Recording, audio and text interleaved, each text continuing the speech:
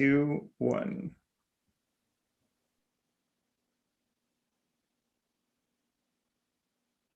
Good afternoon. I'm Jake Ward from the Connected Commerce Council. Welcome. Today, we're going to talk a little bit about digital resiliency and community revival in Minnesota. This is a topic on the minds of many small businesses in Minnesota, or around the country, really. And it's my pleasure today to welcome the Minneapolis Downtown Council, the Midway Chamber of Commerce, and the Minnesota Black Chamber of Commerce as co-hosts of this event. I'd also like to thank the mayor of St. Paul, Melvin, who will be joining us in just a moment. Before we get started, though, let me quickly thank you all for being here, and also to say that we're going to touch on a number of topics, but mostly centered around the idea of technology and small business and how they are supporting one another, particularly in what we hope are the waning months of the COVID-19 pandemic. Unfortunately, many of us have found out over the course of the past year just how important online tools, resources, digital marketplaces, commerce are to our businesses, to our communities, because the pandemic made it impossible for us to maintain normal lives. Now that we are, as I said, hopefully in the waning months of the pandemic, we have questions to ask and answer about where we go from here, how we build forward. Have we learned from these tools? Have we learned to use these tools more effectively to grow our businesses, to start new businesses in the recovery effort? And we're going to talk to some community leaders and some Minnesota-based small businesses today. But as I said, we're incredibly fortunate and grateful today to have Mayor Carter with us. Mr. Mayor, if I throw it over to you, would you mind saying a few words? Absolutely. Good afternoon to all. I appreciate the opportunity to join you here. Would be remiss, cannot participate in this conversation without acknowledging the ongoing challenges and crises that we face, not just with the ongoing COVID crisis that we know has gripped our country over the last year, not just with the aftermath of the murder of George Floyd and all the trauma that we've experienced over these past several weeks, but certainly very acutely this week, all the trauma that our Brooklyn Center community in specific, but more broadly, our entire Twin Cities community and our entire nation and world at the sight of yet another video of yet another life lost to law enforcement, a life in Dante Wright, who I think we can all look at that video and say there's just no acceptable reason why he shouldn't be here with us today. I am honored for the opportunity to join you. And as you all know, I join you at a time that frankly could not be more challenging for St. Paul, for anyone in our community, anyone in our country, anyone in the world. We're in a unique moment in world history right now, a unique moment that has impacted every business, that's impacted every student, that's impacted every family, every city, every jurisdiction, every community on the planet at the exact same time. This COVID-19 crisis, the stay-at-home orders, the needs for social distancing, we actually say for physical distancing, because in this moment, it's more critical than ever that we stay socially connected. So my wife has got me in the practice of saying physical distancing as opposed to social distancing. In these moments of business shutdowns, in these moments in which we've seen our entire economy shift over the past 14 months or so, this has had a profound impact on all of us. Right here in St. Paul, we have seen a tenfold increase in the number of individuals who experience unsheltered homelessness.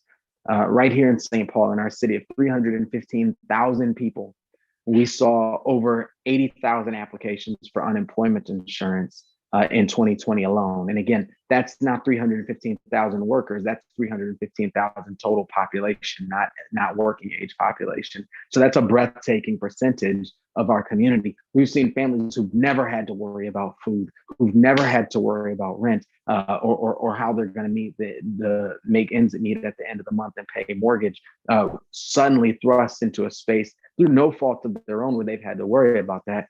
We've seen businesses close, we've seen workers lose hours, and we've seen an incredible challenge that has gripped our entire community. But like our community right here in St. Paul, we've also seen our local business owners remain resilient and continuously adapt in response to this in ways that I have been really humbled and honored to see, to witness, to participate in. Reacting to necessary restrictions, implementing social distancing measures, all of these types of things have required all of our business leaders, all of our innovators, all of our investors, the folks who are launching amazing ideas in our community, to respond with a level of grace and also with a level of grit that I think is inspiring. It's especially important to me as we think about these next chapters of our community life. Our mantra here in St. Paul is no recovery. We don't want a recovery. More simply stated, I would say our goal isn't to get back to where we were before. There are some folks who, as they talk about the challenges of today, talk about it as though our challenge is to figure out how to get back to where we were back before the COVID crisis remains. That's where we hear like back to normal and recovery and those types of things. Our goal is to push forward to a future. Hopefully we've learned. My grandfather used to say, if experience won't teach you, nothing will. Hopefully we've learned in the last year that as long as one member of our community can't afford to go to the doctor when they're sick, as long as one worker can't take a week off to care for a sick child, as long as one family can't afford a safe, stable home to shelter in place, that we're all less safe. So our goal is to push forward to a different kind of economy that's more resilient, that's more inclusive, and better prepared, more prepared to weather the types of bumps and disruptions that we've experienced over the last year. Technology is going to be critical to that. Over the past year, the businesses who have been able to swiftly shift to a technology platform, to a digital platform, have been able to thrive. Over the past year, the governmental units who had to figure out how to switch to delivering public services online or in a virtual format have proven the most resilient. That work is going to continue, and that work is going to continue to shift. Community and development and growth is going to be a key part of all this. It's always been a focus for our team in St. Paul, and I've really appreciated the role that technology has played in that, in supporting our economy at all levels, right? So our technology platforms and companies in Minnesota have invested and grown here. They all have created tools that all businesses of all sizes, big and small, have been able to leverage through this pandemic. I love this full ecosystem of innovation and technology that we have here. Of course, we have the big fish in like a 3M and a Medtronic and Target and the Fortune 500 companies who have made their home here in the Twin Cities.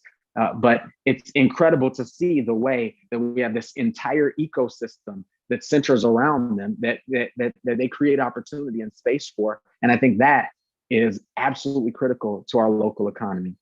Of course, there would never be a good time for a global pandemic to dramatically change the way we live our lives and engage in community and engage in our local economy. And we've seen countless local businesses, fantastic community businesses that provide food and medicine and clothing and shoes and haircuts and everything else for our community. We've seen them close, and some of them will never reopen. And that's a challenge for us. We've worked hard to identify resources to help businesses stay afloat, but we know that we've lost some that may never reopen. It's a challenge for us, and it's hurtful, but it's also important to recognize that the tools at the disposal of today's small business owner have inarguably, hopefully, lessened the impact of this crisis on our whole community. Technology has been a key driver of economic growth in Minnesota for a very long time. Today, the sector accounts for almost 10% of our economic activity and employs more than 136,000 people in the Twin Cities alone. We see innovation rapidly expanding as well, with the University of Minnesota hosting the largest statewide startup competition in the country. Since 2005, this program has raised millions of dollars for thousands of local entrepreneurs. But I would say that nothing has demonstrated the immense value of technology at the community level more than this crisis. When non-essential stores closed and in-person commerce came to a halt, it was digital tools that allowed us to quickly pivot and stay afloat. Social media platforms have transformed into not only sales and advertising channels, but the critical ways for me, for my staff, for other elected leaders and public leaders to get messages out to the community that absolutely relies on them, whether that's about testing and treatment, or whether that's about COVID vaccines, or whether we're thinking about even the contact tracing app that the state was relatively quickly able to put up to help people understand if they have maybe had a contact that they should be careful about. This type of work is really important, and particularly for minority-owned businesses. So all of those tools, all those resources, all those investors, the infrastructure that we have, our minority-owned businesses, we all know, have historically had a tougher time accessing those things. Countless studies have shown that Black and Brown-owned businesses were considerably less likely than white counterparts to receive public aid, to receive PPP loans, that they're less likely to receive seed funding or venture capital funding, and they end up having to sort of fight uphill in a way that their white counterparts don't always have to. While we expect to see more equitable distribution of relief through this most recent package, the American Rescue Plan, this reality truly underscored the need for minority-owned small businesses to access digital tools that enabled adaptation in the absence of reliable government relief. As we all work toward a level playing field for small businesses, we know that free and affordable digital tools have proven to be a great equalizer. So we'll continue to support these efforts. One of my biggest priorities right now is helping small business community build back from the pandemic. I know many of our businesses are stuck in this paradigm where they need to bring employees back to capture the customer base back, but they need the customer base back in order to be able to afford to bring the employees back. So that's one of the things that we're working to figure out, how we support our small businesses, particularly with our American Rescue Plan resources, how we support small businesses and our workers from getting beyond that dilemma, from beyond that paradigm. I want to thank the Connected Commerce Council for having me here today. I want to thank you all for being a part of this conversation. I really appreciate the opportunity to share my perspective on the resiliency of our small business community and the value of technology in uplifting our local economies. The final thing I want to say is this: all of this is for a purpose. All of this is for a reason. And I want to tell you that I appreciate the way we've seen small businesses stay afloat, adapt, innovate, and respond to this crisis, but not only for your own good. As we saw last spring, businesses close, restaurants close in particular, because of the COVID crisis. I started getting calls from restaurateurs and bar owners and things like that. And I thought folks were going to call me frustrated, but time after time, I received calls from those business leaders who said, hey, look, we got to close, but how do we get this food into the hands of families who could use them? After we experienced civic unrest last spring and summer, I was standing outside a business leader whose building had been burned to the ground as a total loss. She looked at me and said, Mayor, there's nothing I can do. And I said, I know, I'm sorry, and we'll be with you as you rebuild. And she said, no, I'm sorry.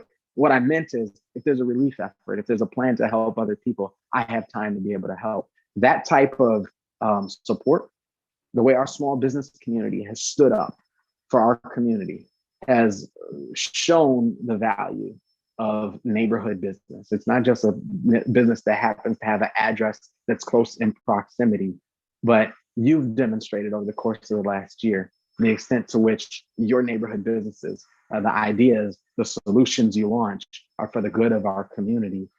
And I, at the bottom of my heart, really appreciate that. So as we focus on recovery, as we focus on rebuilding, as we focus on resetting our local economy and resetting all the things that we do in the coming months and years, I just encourage Minnesotans to embrace the role that technology platforms can have and will continue to play in supporting our collective recovery. Thank you very much. Mr. Mayor, thank you for your time and for your continued leadership. We are thinking about Twin Cities and holding you guys in our thoughts and prayers right now. Why don't we move on into this a little bit? I wanted to follow up on something the mayor just mentioned about the idea of agility and resilience, particularly in our communities, in our neighborhoods, the agility of small businesses to respond to this crisis and to be there not only for their customers, not only for their employees, but for their communities has been an inspiration to us at the Connected Commerce Council. And it's something that we found time and time again as we were working through a series of research projects and initiatives that we began in the spring in hopes of supporting municipalities, states, and federal government efforts to help build back faster, better, to create more equitable distribution of finances, certainly, but of attention mostly, right? To apply the lessons that we learn in crisis to build something better at the other end of this. And what we found in our research time and time again is that there is a digital safety net that has availed itself, that the more tools a small business uses, the more resources that they enable, the more resilient they were, the more quickly they could pivot, the faster they could go online. But that digital safety net did not catch everyone, and it didn't catch nearly enough businesses in particular industries, in particular communities, and owned by particular small business entrepreneurs, right? The Black and Brown community was dramatically underserved by the digital safety net. And so as we begin this conversation and begin to rebuild, we need to think about how to lower the barrier to entry around adoption of tools and services, to increase education at a national level, but localize it so that there is increased usage and that there is a more equitable distribution of those tools as we come out of this dark period with, frankly, some lessons learned and some new hope. But thank you very much for your time, Mayor. We appreciate it tremendously. Why don't we go ahead? You're welcome. Why don't we go ahead and jump into our first panel and hear directly from some Minnesota small businesses and nonprofits who can share with us their experience and some of their firsthand lessons learned over the past year. Tony Sine, founder of the Sine Foundation. Tony, if you want to flip your video on. Frederick Estes, owner of Estes Enterprises, and Derek Anders Turner, owner of AT&T Properties. There you are. Perfect. Gentlemen, welcome. I appreciate the time. Thank you very much. I'll let you know before we even get started that one of you is certainly going to start talking with mute on, but you can go ahead and flip those off if you'd like. Let me go ahead and start just going around my screen. Frederick, can you tell us a little bit about your business and give us some background? Absolutely. First and foremost, thank you, Jake, for the opportunity to participate with this panel this afternoon. It's a great informational session for all of us, and truly very thankful to be a part of it. Once again, my name is Frederick Estes, and I'm the owner-operator of Estes Enterprises. We are a business that operates out at the Minneapolis St. Paul International Airport. I am a second-generation owner-operator. Our business started in 1987 by my parents. We currently operate news and retail locations in the MSP Airport, as well as airports in the Tampa Bay International Airport down in Tampa, Florida. Currently, we have 6 stores in Minneapolis. We have 4 that are open, 2 remain closed due to the pandemic. Our stores in Florida, 60% of those are open. The other 40 are closed due to the pandemic as well. And, it's been a trying year for us. It's something that it's definitely been something we've never seen before, but through the technology and through some of the online platforms, we're able to gather necessary information and guidance that we could utilize in sustaining ourselves through this period, because our airports, the aviation industry, as we all know, was hit extremely hard, where in March of 2020, March 22nd, we closed all of our locations for approximately 3 months and had to slowly open those stores up. And starting in June, probably through August, it was a slow ramp up as travel picked up. We're still not back to where we were, as the mayor said previously, in 2019 numbers. We haven't hit those numbers yet, but I believe we're heading in the right direction, and it's going to be a concerted effort from all. But I truly believe that the information that we received and the guidance and the educational information from online platforms we utilize to help our decision making and guidance going forward. So once again, thanks so much for having me, and look forward to participating. Well, thank you very much for being here, Frederick. We appreciate it. Tony, can you tell us a little bit about your business? My name is Tony Sane. I run a youth development organization based in St. Paul. We work with mentors and education, putting mentors in our schools and helping them become teachers, focusing on teachers of color. We run a free summer camp program. We do feeding across the Twin Cities. And we run a community center in the great city of St. Paul under the mayor, and to try to keep our kids busy, safe, and occupied in an equitable environment. Wonderful, thank you. And Derek? Good afternoon, and thanks for this opportunity. My business is a commercial primarily during camp to partner with other small business owners to clean, do COVID cleaning. And one of the opportunities that I had to find was partnering with other small business owners to complete larger projects, but also having the right insurance and having the right vendors to support me. And also I serve on the STAR board and using those business tools to leverage city funds to fund other small businesses as a way to give back and trying to help with those capital projects and some of the things the mayor mentioned earlier. So humbled to be here, and thanks. I appreciate it very much. I hope you guys were able to hear the mayor speak before we jumped on. One of the things that he mentioned that I thought really spoke to our experience hosting events like this around the country is the importance of small businesses and their sort of pillars of the community, right? They're the beating heart of a community, but also the engine that drives its economy. What have you guys found in terms of engagement with your customers, former customers, soon to be customers again? How do you keep them engaged using digital tools? And what is your plan moving forward? What have you learned over the past year that's going to help your business as we move into the sort of the next phase of what we hope is a recovery? Tony, why don't I start with you, and then we'll go around the horn.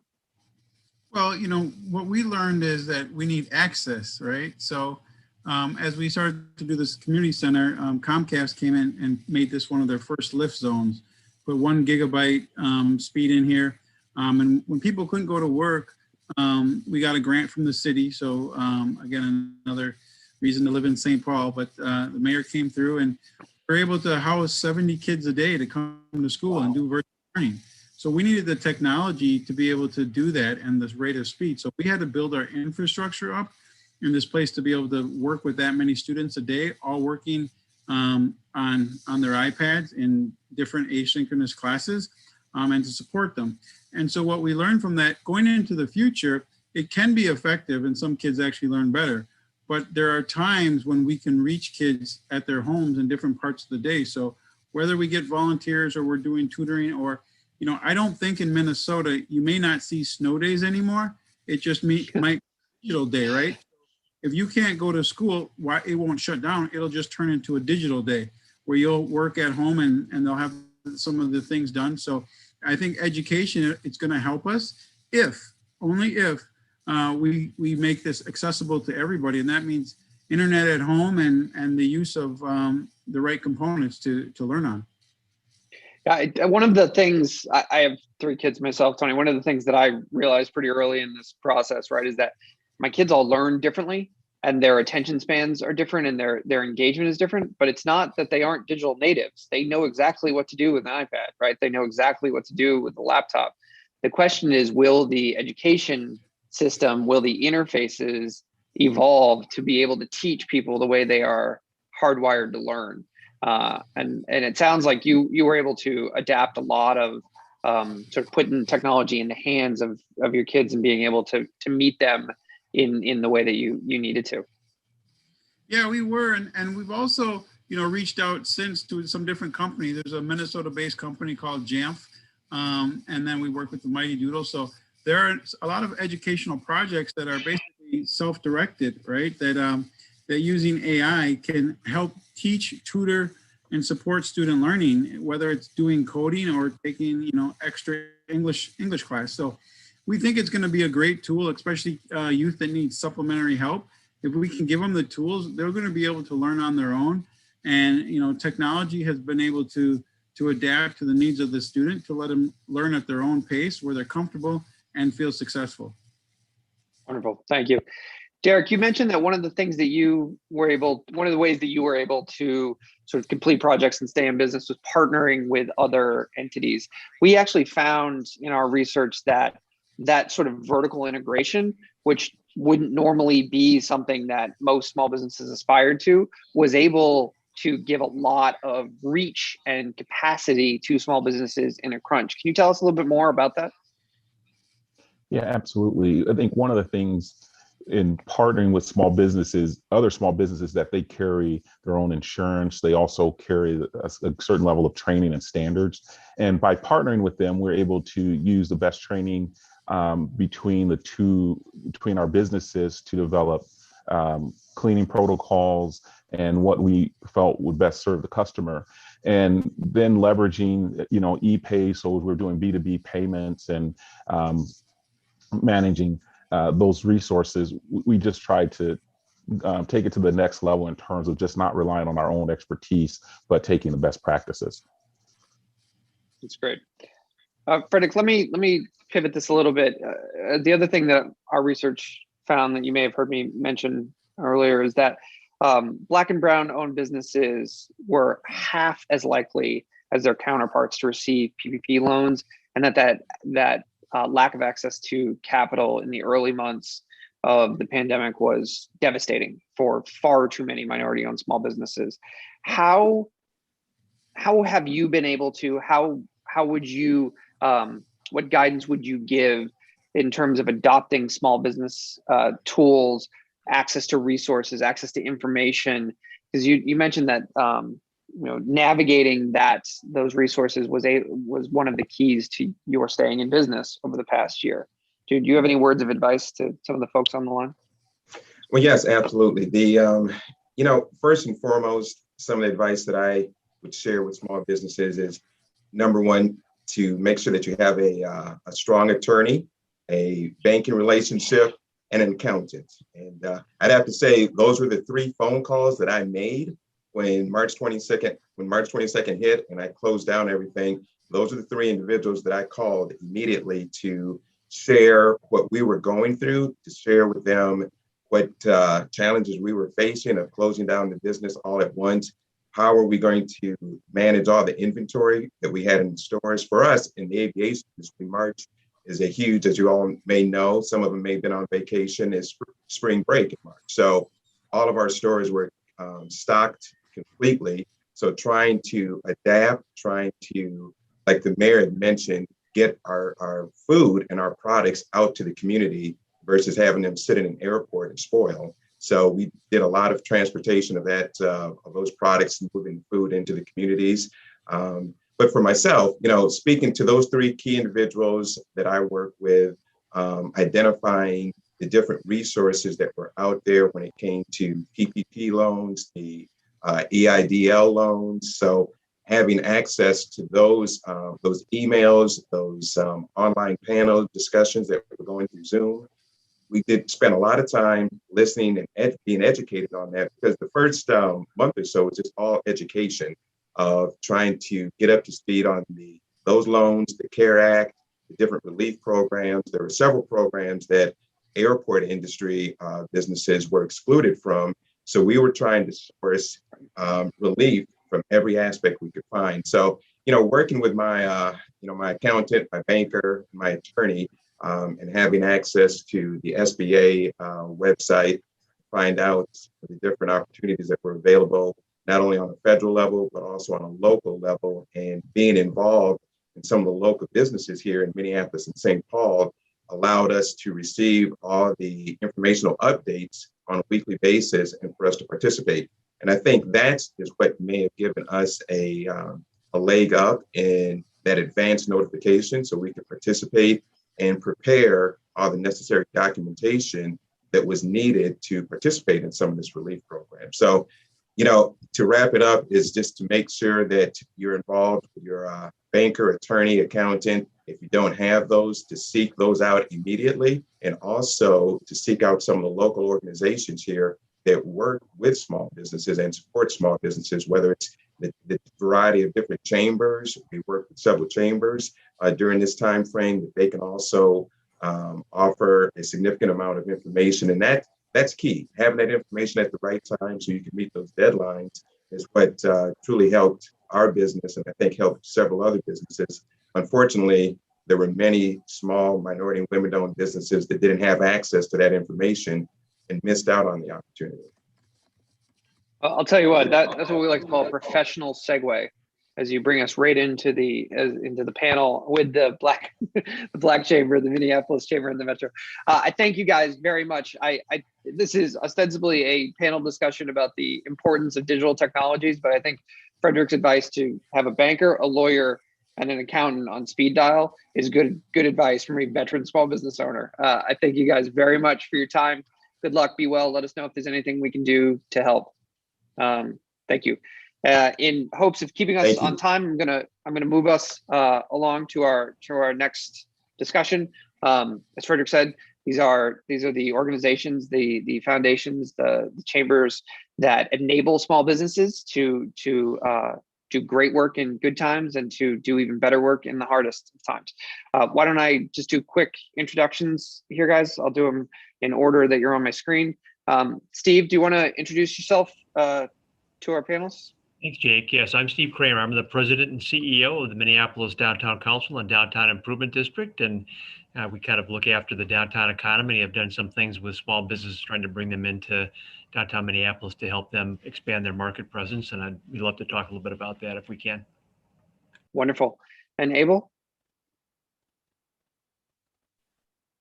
All right, thank you, Jake. I was expecting to go first because my name starts with an A, so I'm always the first one to go. So it feels good having other people go first. So thank you for having me today, and I'm really happy to share what we do at the Minnesota Black Chamber of Commerce. And so I'm the chairman of the Minnesota Black Chamber of Commerce, and what we do is really helping small business start, scale, and sustain their activities. We help them along the way. If they need any resources, we provide some educations. And if we don't have any in-house talent or the resources that they're looking for, we have strategic partners that we can refer those businesses and small and entrepreneurs to. So I'm happy to share as well. Wonderful. Thank you. Chad?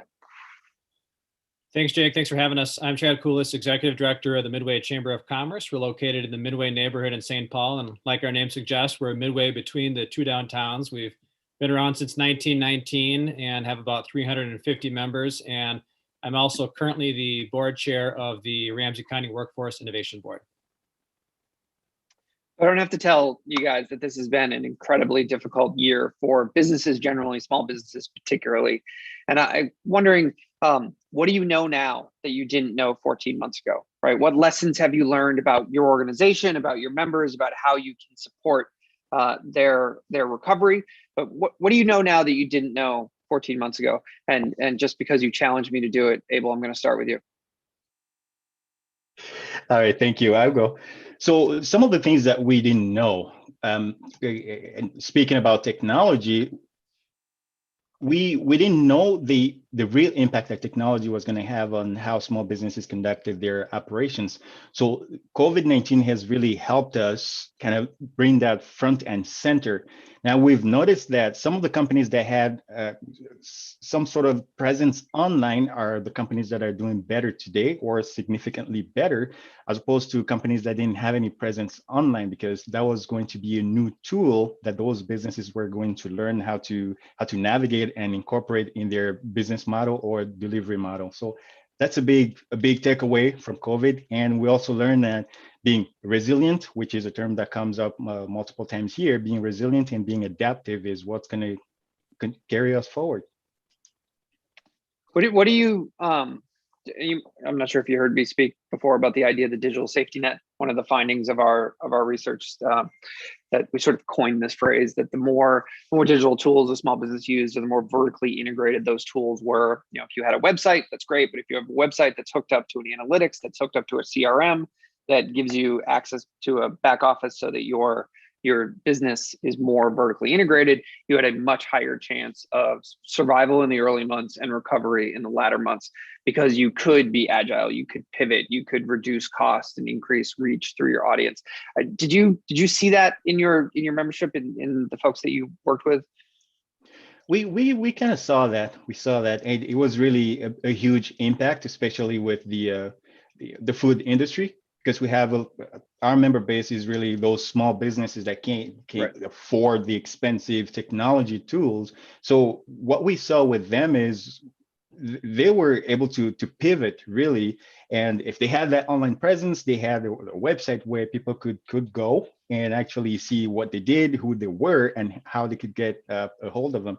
So that's something that we noticed as well. Something that we noticed. Yeah, something as simple as being able to post your hours on your Google Right. findings, right? Being Mhm. able to control that aspect of outreach. Chad, am I crazy about the digital safety net, or is that something that you guys saw as well? No, absolutely. And similar point, I was thinking the whole time about the restaurants more than anybody. And just you think about the shift that you've seen in the hospitality industry, where now when you go to a restaurant, you might be just snapping a quick photo of the QR code. It's so much of it is touchless, and how much they had to pivot where they might not be open for the year in person for dining. So it was takeout. We heard from one of our members who for the first time started doing delivery. And it was the owner doing the delivery himself at first, because he wanted to hear how it was going directly from that customer. So he was the one going to the door saying, how was this? What can we do differently? Just having that more personal hands-on approach. And a lot of times the tricks of the trade are going to be the same no matter what, whether it's a touchless world, it's a not physically together world, whatever it is. Any kind of personal touch you can still have, and any kind of close connection you can have with your customer or your client is going to be more valuable than anything. And another part of that question, I think about organizations like Chambers of Commerce and anybody that does events and a lot of meetings. And all of a sudden, we all have to be tech savvy enough to figure out how to talk on one of these, how to make sure that our background looks okay, we're not on mute, all of those things. But when you're doing bigger events, and we have a lot of nonprofit members, for nonprofits that are putting on big annual events, and normally it's a gala that's on a Saturday night, and all of a sudden you're adapting a 3-hour program where people are dressing up to a 45-minute program on a Thursday afternoon where everyone is at home. How does that work? But it's so important to just stay in front of whether it's your donors, your members, or whoever, and not lose sight of them just because you can't see them in person. Yeah, that's right. No, that's right.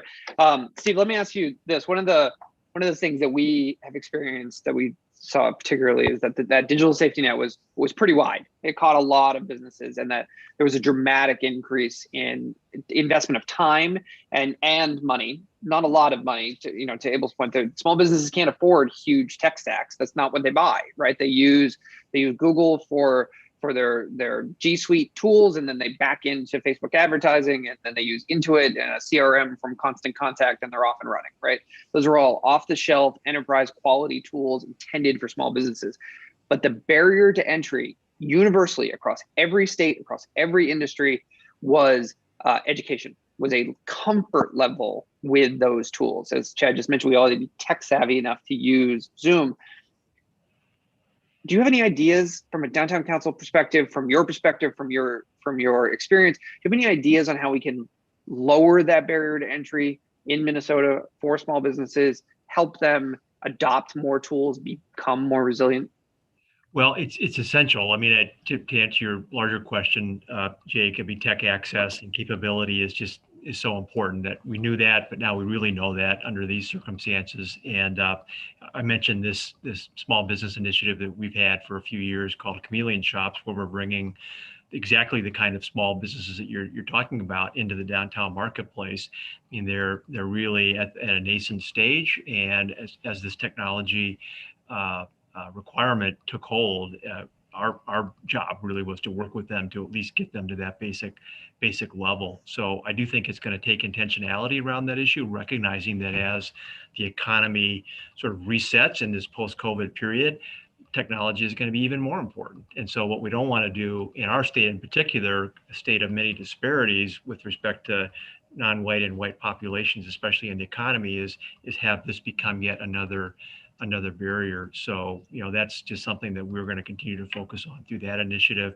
Just one stat that I found amazing, this Chameleon Jobs program, got a number of small businesses throughout downtown, mostly from North Minneapolis, mostly BIPOC entrepreneurs. The online presence or interactions that they had in our 2020 holiday season versus 2019 went up by 2,405%.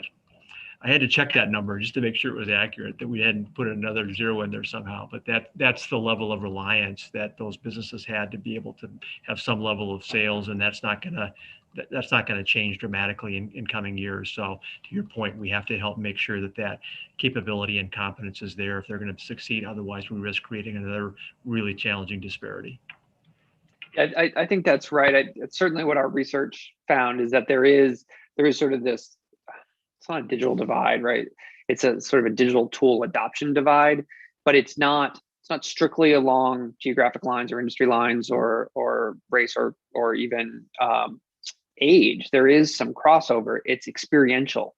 It's the I know how to do this, and therefore I have no fear of investing my time or energy into it. Where the other side of it is sort of crippling. It's like inertia, right? If you're at rest, it's really hard to get going. And that as organizations charged with supporting members, our 15,000 small businesses nationwide, your statewide membership bases, we have an opportunity, I think, to turn this crisis into a moment of forward motion, right? That we can break that body at rest rule of small businesses. Actually, let's take a larger, broader view of this. How does technology help St. Paul, Minneapolis, Minnesota generally build a more equitable distribution of the economy, a faster recovery? What role? And I mean everything from new data centers and investment from larger technology companies to city-based education programs. What are your thoughts, Chad? We can start with you. If you've got, whether it's a chamber program or just something that you've been thinking about. Yeah, well, when you first mentioned about the whole state of Minnesota, I think about how last year when the pandemic was in full force and people are working from home, work from home ends up meaning work from anywhere. And you saw a lot of people decide, hey, I can rent a cabin up north and spend a month there or spend a week there. And you saw a lot of fiber being laid out in more rural communities because they saw the realization, we can have more people here working, but it's going to be shaky broadband. I was talking to one of our members earlier this week who lives in River Falls, and he apologized about his shaky broadband that he has. And it was overall fine, but those are some of those things that those smaller communities in greater Minnesota are really going to have to think about, how to make sure that people can still do their job in rural parts too. I also just imagine how hard it's going to be when the ice goes out and the T1 cable drops into the water. Yeah. But I also think this is maybe a little off base of your question, but I think about the history of tech, and I think about, everybody thinks about Silicon Valley, but a lot of people also are looking at Silicon Valley saying, I want to move away from there. And if they do, Minnesota is a good place for them to go. You think about, we have lower energy rates for those data centers. We have a cheaper standard of living, but a high quality of life here. So there is a lot to offer from a cheaper scale compared to what, say, Silicon Valley or other places are offering. That is a Chamber of Commerce pitch for new members, if I've ever heard one.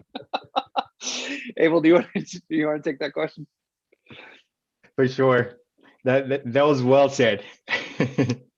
So what I can add to that is technology is going to play a big role in how we interact and how we do business in the future. So access is going to be crucial to small business owners and crucial to us as individuals as well. So if we don't have a stable internet connection, that means probably we won't be able to engage effectively and efficiently in the marketplace or in the ecosystem in the future. I'm thinking about a small business owner. I always have to bring it back to the small business owners because those are the people I engage with. So technology is an extension of what you're doing, and an extension. So if you're a restaurant, do you partner with the Uber Eats or the DoorDash of the world to make sure that you're reaching a new customer base that you weren't able to reach in 2020 BC meaning before COVID? So technology is going to be an important piece in how we deliver our activities or how we deploy our strategies in the future. I think that's right. I think that I think you really hit the nail on the head there, that technology is not a solution in and of itself. It's an extension of solutions that you're already planning. You know, a new point of sale system at a restaurant doesn't do you any good if you can't also fill the restaurant through marketing, right? And whether that's flyers or online advertising, that's up to you, right? That's your solution. I had an opportunity. I was having a conversation with the guy that runs digital transformation for the country of Portugal, and his entire position is that Portugal is a country of small businesses. There's almost no large industry in Portugal. Everybody is a small business, but they are using technology to act as if, right? To act as if they are much larger, to act as if their footprint is significantly larger, and to grow and drive the economy forward. That's right. So it's interesting. Steve, do you have any silver bullet solutions, some investment in? Certainly no silver bullets, Jake, although I have, in response to an earlier question that Jake, or observation Jake made, I do wonder a year into this why we haven't come up with a universal signal for you're on mute, but that's another question. With respect to this issue, I guess what I would bring to the conversation is the role of major companies in this area. I mean, the Twins just today announced the Tech Accelerator program with a sports focus that brings the resource of the POLAD companies to that topic, and the companies they'll work with, the small businesses they'll work with.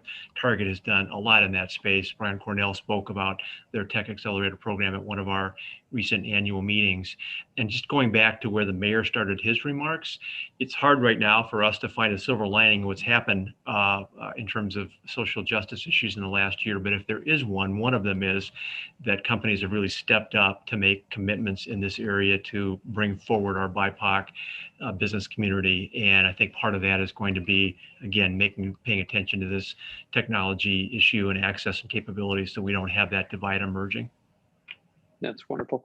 Let me preface this by saying these are all sort of shameless plugs from our organizations, but that collectively we are here to help small businesses. So let me invite each of you to tell all of our viewers and participants how they can get in touch with your organization and what you can do to help them sort of build for the future. One of our big things is access to capital in this next round of PPP and building through agility and finding those tools. But why don't we'll go in reverse order. Steve, do you want to let people know how they can get in touch with you guys? Yeah, sure thing. Thank you, Jake. The easiest way is our website, www.minneapolisdowntowncouncil.com, and kind of get access to the various programs that we run. And in terms of small businesses, I mentioned this focus on our Community and Shops initiative is something that we want to really expand, both because it's a good thing to do, but also, frankly, in this current environment downtown, the more spaces we can fill with positive activity, the better off our overall recovery and reanimation process is going to be. So look forward to talking to anybody who's interested. Absolutely. Thank you, Steve. Abel? All right, thank you. So you can reach out to us you can use all the technology platforms that we're talking about, the LinkedIn, the Facebooks of the world. You can look up the Minnesota Black Chamber of Commerce. Now, you can also reach out to us by going to our website, mnblackchamber.org. So get in touch with us there. And small business, if you're a small business owner, you can reach out to us. Or if you're a strategic partner, because we partner with key players in Minnesota to drive forward these initiatives and really to move, to build vibrant communities. So if you want to be part of the solution, please reach out to us. We're always available. Wonderful. Thank you. Chad?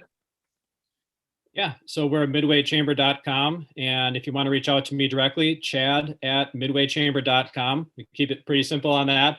And like Frederick said, chambers are a good source for finding out information on whether it is information on the next round of PPP. We've had a few web events about that and just trying to keep our members educated. So We encourage anyone who is interested in us to take a look, shoot me an email. We also are offering BIPOC-owned businesses 1-year free membership. So if you're interested in that, let me know.